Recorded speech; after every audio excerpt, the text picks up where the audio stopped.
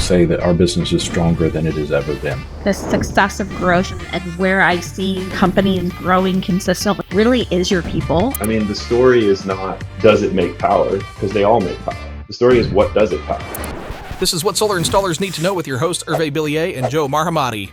Hi there, it's Hervé and Joe with What Solar Installers Need to Know, where we interview solar CEOs and experts on how they run their business on the solar coaster. We ask their private revenue numbers, we give actionable advice, and learn about trade secrets so you can run and grow your solar business. Joe and I built a solar company from 0 to 12 million in sales and got successfully acquired. If you'd like to do the same or do better, go to sungrow.com/blog to get actionable behind-the-scenes lessons on running and growing your solar business. And now, without further ado, let's jump right into the next episode.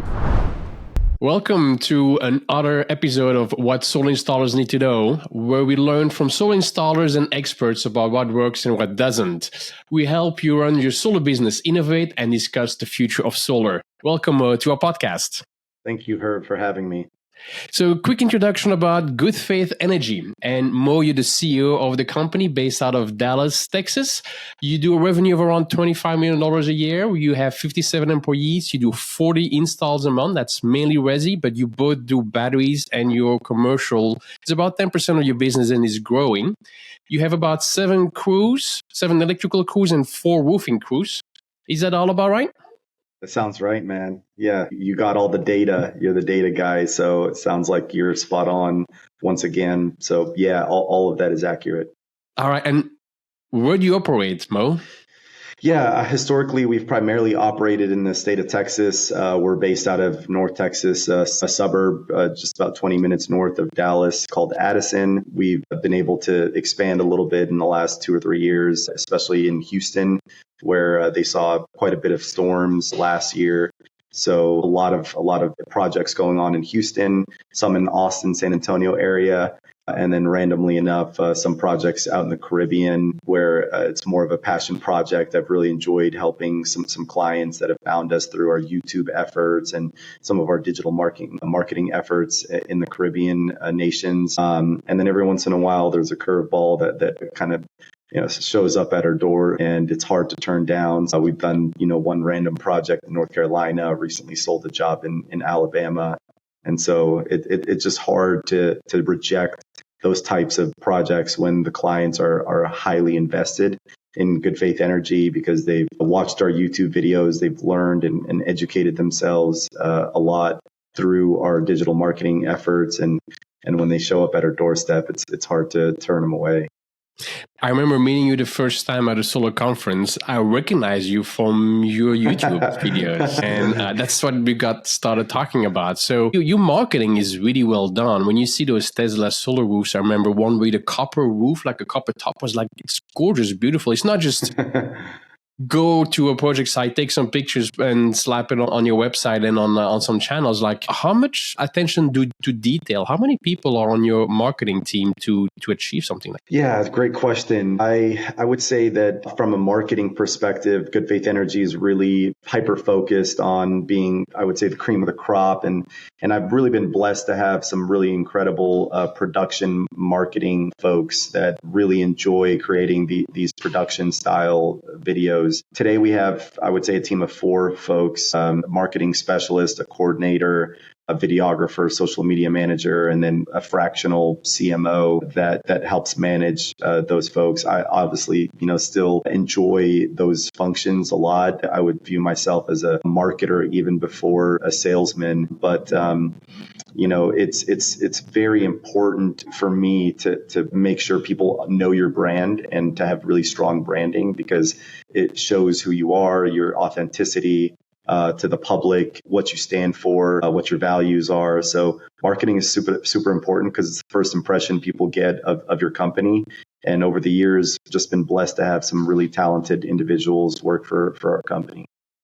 I advise everybody listening to go take a look at your website and your YouTube channel, and the social media posts are consistent, but the quality is there. So basically, if you're a solar installer out there and you want to have the same quality, you should at least have about 4 people managing all of that. It's what I understand. And don't forget to subscribe to our YouTube channel. Of course. What do you want good faith to be known for? Well, there's this saying, that if we're not going to be the cheapest, then we're going to be the best. And we're not the cheapest installer on the market. So it's incumbent upon us to be the best. So I want people to recognize Good Faith Energy as being the best installer. Well, what does best mean? It's a very subjective term. And typically I've broken that down into, 3 parts: ethical sales, quality installs, and top tier post installation support. And when you dive into the first part, each one has several sub layers, but ethical sales, like how are you performing your sales in an ethical manner, whether it be through educating people on the good, the bad, and the ugly of solar and battery systems, and accurate proposals where, we utilize drone imagery to ensure that what we are proposing is actually going to fit, and the estimated savings and production values are going to be accurate. And then moving past that, like the net metering and what sort of net metering you can expect with your solar system and with your backup battery system, having the right expectations around what they can actually do for you in the event of an outage. And so it's just so important from an ethical sales layer. There's a lot of sub layers, like I said, but it really boils down to, we walked into an industry where we didn't really know what good looks like. And you have to invent what good looks like each and every day through system and process improvement. A team that's highly committed to ensuring that the client has a great experience. From a quality workmanship perspective, having licensed and insured electricians and guys that you've trained to make sure that they are performing installations at a very quality level. And so big kudos to Michael, my business partner, who's really been the guy that's led that effort and been the general on the front lines for so many years, and carries those same values that I do when I'm selling a system ethically, or my sales team is, that his team is executing it at a very high level, aesthetically pleasing, functionally, it's going to work the way that we set out to make it work. And then on a final level, how do you service your systems? What does your aftercare program look like? Are you just going to wash your hands clean after the installation and tell your clients to beat it? Or are you going to be there with them every step of the way when the retail energy providers, retail electricity providers change their plans year in and year out, or a power electronic fails in their system and they need a replacement as quickly as possible after a storm, if they're not sure if their system's functioning the same way it was before? Do you have the tools in place, like a thermal drone program, that really gives them the peace of mind that their investment is being protected and that the system, your fleet reliability, is at the highest pedigree? I have a question about those 3 items. So what you said, ethical, good operations, and maintenance. About the ethical, a lot of people are ethical when it's easy. But once your sale goes down, you're a salesperson, you need to get more sales in. That's usually when the ethical gets thrown out the door, or kind of forgotten, just to get enough sales in to get by. So how do you handle that situation at Good Faith? Well, I think the first thing I'd lead with is, our name is Good Faith Energy. And, good faith, just at its fundamental level, means the refusal to deceive or mislead, and to conduct business with honesty and integrity. So I tell clients all the time, if I was operating in bad faith or selling in bad faith, I'd be the world's biggest hypocrite. I'm not saying that we're perfect, and I'm not saying that we've had times in our 11-year history where maybe something was sold, at a subpar level. I think it's about how you respond to those types of situations that really resonates with your client base. And so, do you fix the issue? What does your conflict resolution process look like as a company? And that typically stems from the top and trickles its way down into the rest of the organization. So I just, I've always been the kind of business owner that said, I want to go to sleep at night. I don't want to be rich. I want to be at peace. And so it doesn't matter if I lose a sale, if it means that I was the most ethical person at the table, because I'd rather lose the sale versus having, a client with buyer's remorse that's attacking me day in and day out. So it's hard. There's those sayings like the nice guys finish last. but I don't think so. I think the nice guys sleep at ease and then rest in peace. Oh, the nice guy makes it to the finish line. That's another one. That's a good one. So yeah, definitely. I had a very similar view when I was running Ipsen Solar. So very, very similar. Just inform the customer, tell them the way it is, let them make the decision. But yeah, it is hard. Sometimes you lose sale. There's no other way around that. So the next was about operations. How do you keep your sales in line with operations? Do you have meetings between those two teams? Sales, there's always new products coming out. So how do you coordinate, like start selling a new panel, start selling a new battery, but then your operations team knowing that, oh, we're not going to sell that battery, we have to install a new battery. How do you keep those two departments in check and aware of each other?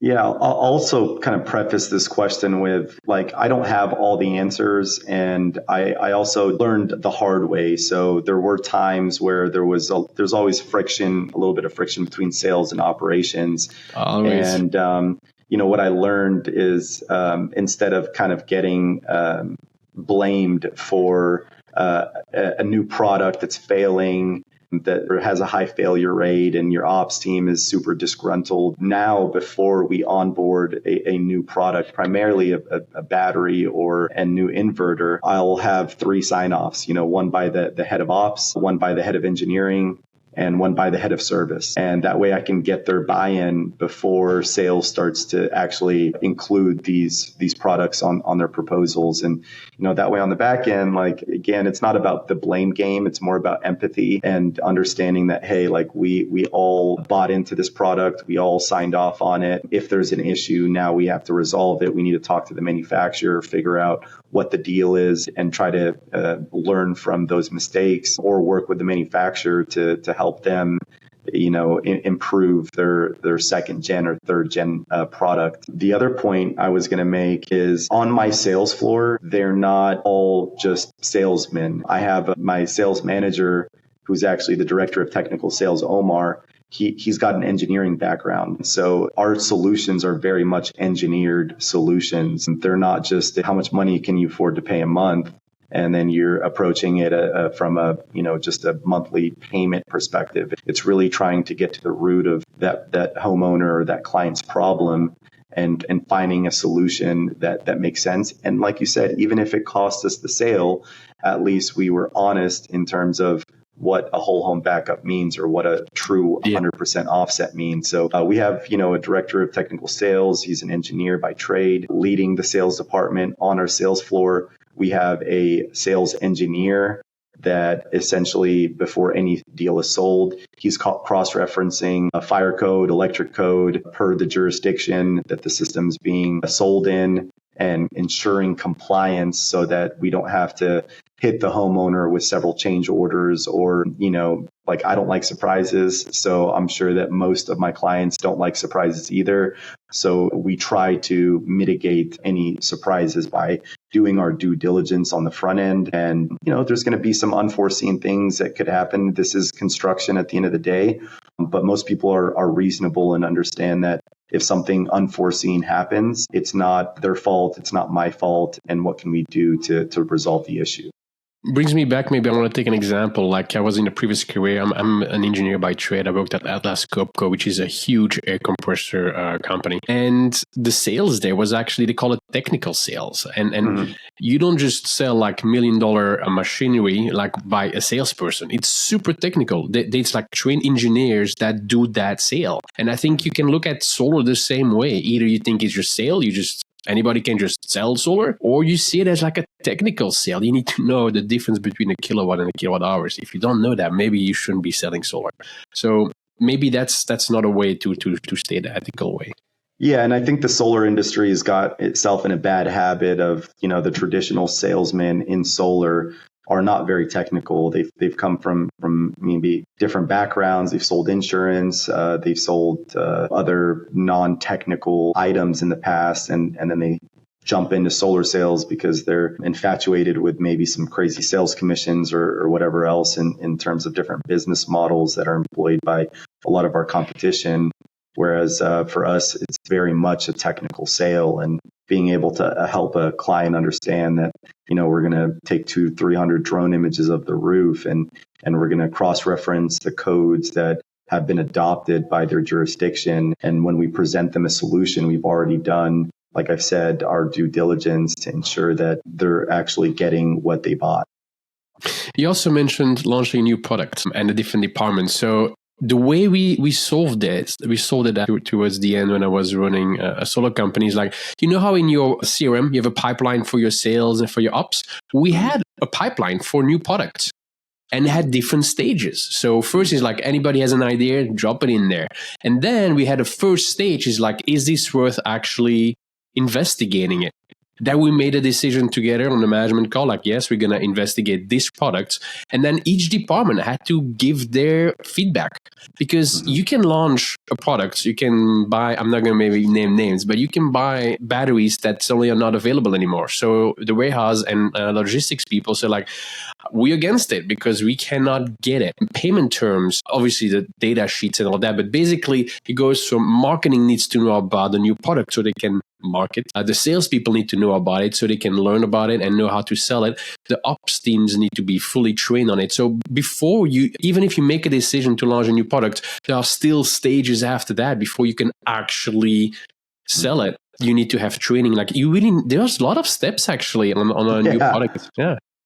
No, 100%. I like the way you put that. It's a roadmap, and it's almost like a departmental roadmap for what all needs to happen before you just, unleash your sales folks to go out there and sell something that they haven't been trained on. So absolutely, from marketing all the way down to, your service technicians at the very end. Everyone needs to understand the ins and outs of a product before it makes it out to the public and to your client base.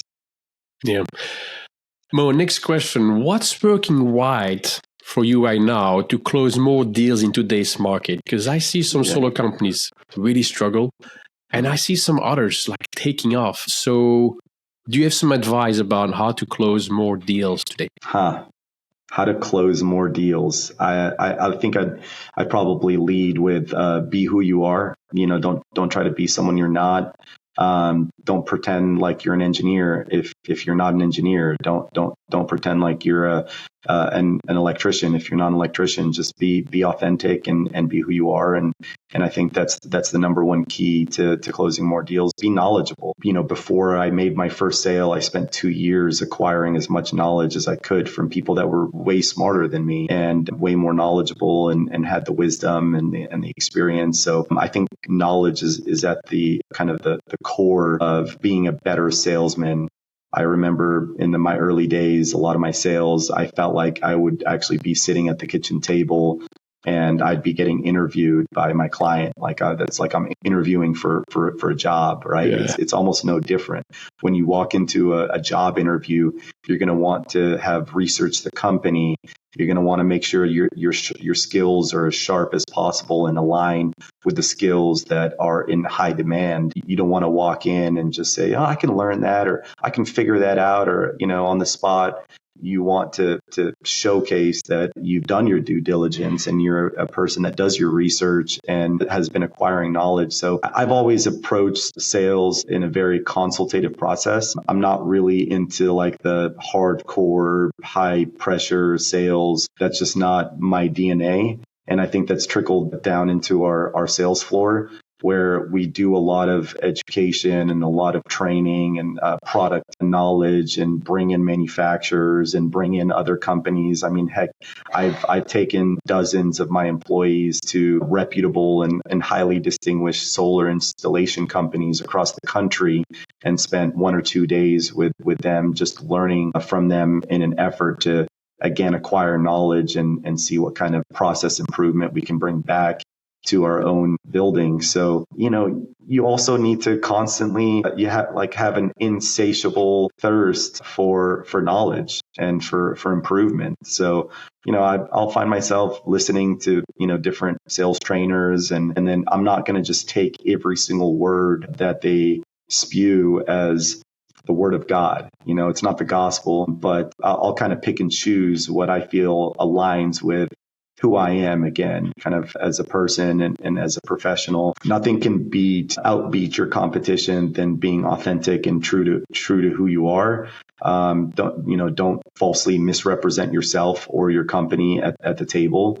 And like I said, if you're not going to be the cheapest, you got to be the best. So how are you the best? What do you do as a company through and through? Do your Google reviews and your online reviews reflect that you're the best? Do your processes reflect it? Do your systems reflect it? Do the people top down reflect it?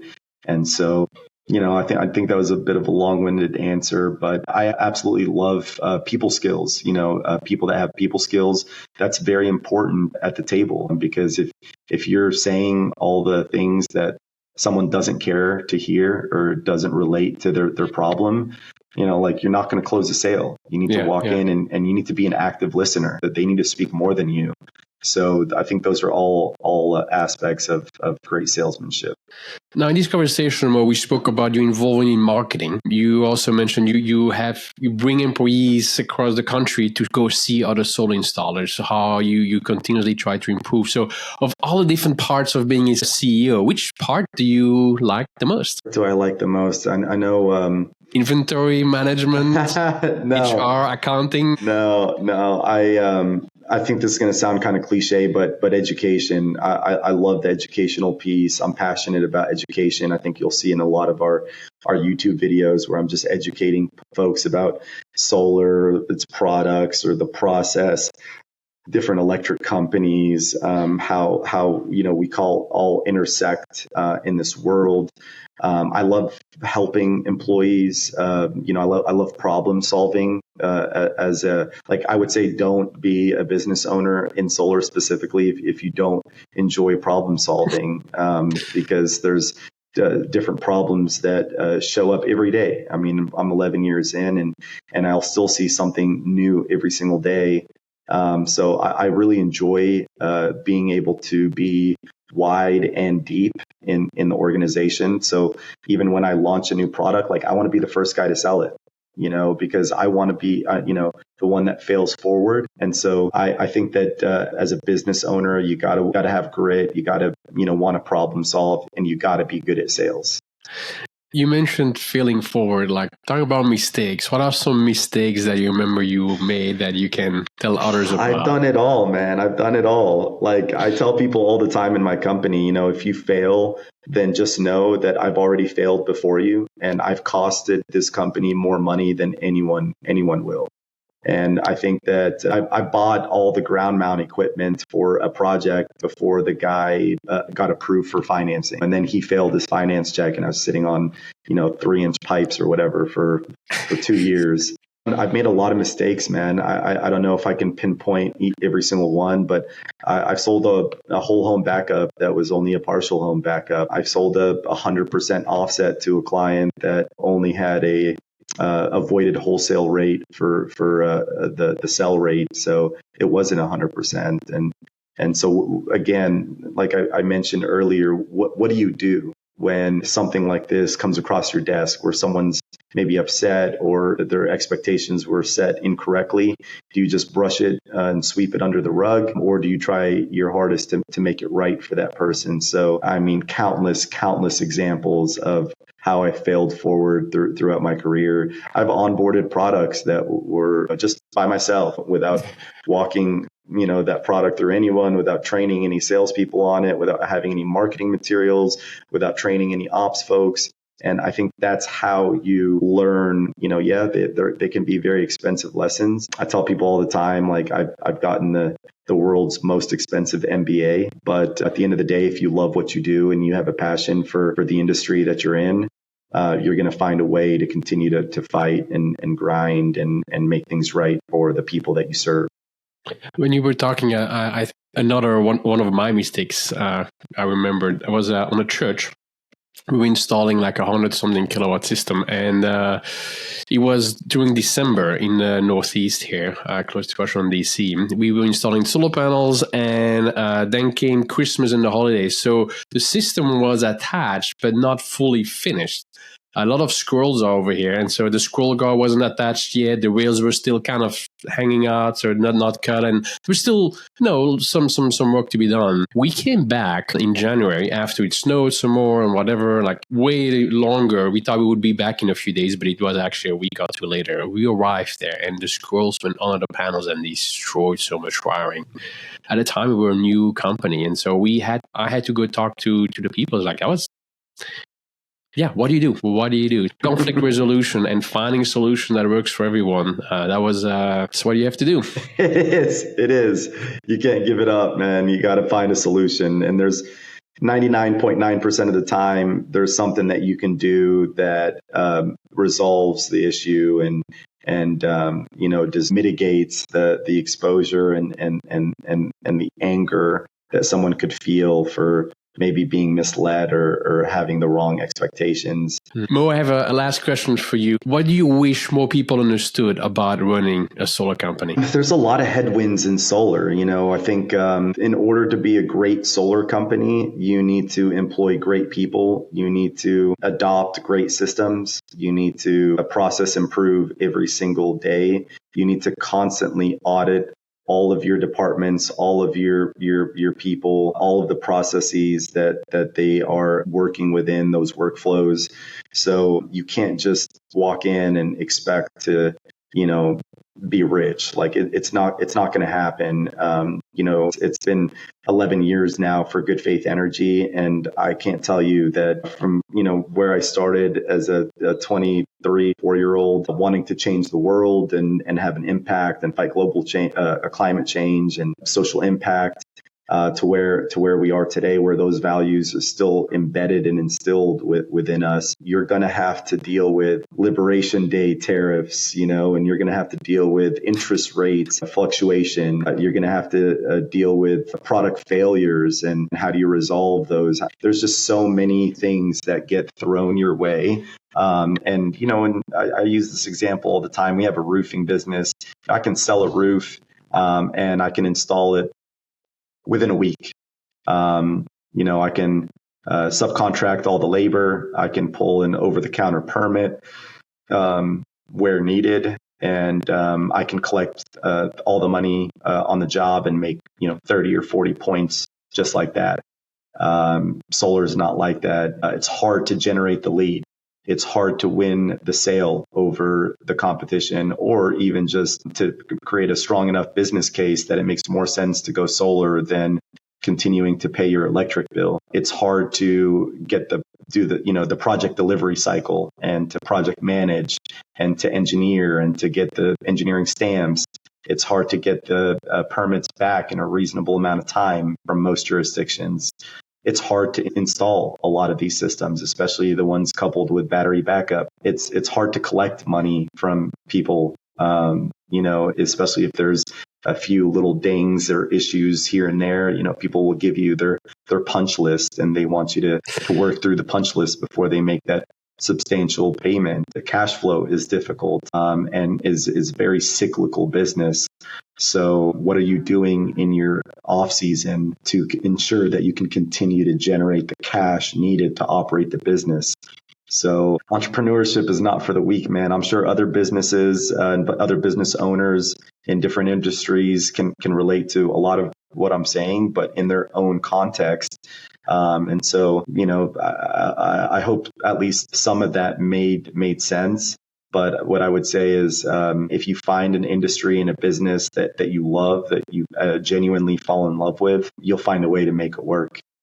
Yeah, it's hard, but it's also so rewarding. Yeah, it is. Yeah, I used to say starting a business is the most rewarding thing, and growing and watching it get nourished and flourish is the most rewarding thing that I've ever experienced in my life. And I think now I say it's more that I've been able to maintain my marriage and have 3 children. So yeah, it's a beautiful thing though. At the end of the day, it's almost like your child, you give birth to a newborn. The only difference is that, typically children, grow linearly. They're 1 and they're 2 and then they're 3, 4, 5, and you see them hit milestones and it's really beautiful. With a business, you could see an 11-year-old business move back in time and be a 3-year-old again. and then it can fast forward to being 8 the next year, and then, move backwards again to be a newborn. I've seen it with my mentors. I've seen companies that I modeled my business around go from 300-400 employees down to 30, and just be fighting to keep their doors open. So don't take it for granted. Be humble. Don't be arrogant. One day you're a king at the peak of the mountain. The next day you're at the bottom of the trench in the valley, trying to dig yourself out. And you got to be level-headed, and you got to just deal with the ebbs and flows, just like in life. Seeing opportunities, adapt, change, but then there's so much external factors that are out of your control. Like, by definition, you can't control. It's external, it's done to you, and you need to roll with the punches. That's right. Mo, I want to thank you. Thank you for fighting climate change. Thank you for the impact that you had, not just on the planet, but also on me and the impact also with Sunvoy. So thank you very much, Mo. Thank you. And for all the listeners, if you haven't invested in Sunvoy and rolled out your own application, for fleet management, for referral tracking, for direct service tickets, for just post-install top tier support, kind of like what I mentioned earlier, I would highly recommend you look into Sunvoy, Hervey, and your team. You guys are phenomenal professionals, and I really mean that from the bottom of my heart. You guys have helped Good Faith Energy on so many levels, take it to the next level. So again, make sure to look into Sunvoy as a serious sales, marketing, and service tool for your business. Thanks for those closing words, Mo. Very much appreciate it. All right, man. Thanks so much. Thank you. Take care. All right. Bye-bye. If you'd like to do the same or do better, go to sunvoy.com/blog and get actionable behind-the-scenes lessons on running and growing your solar business.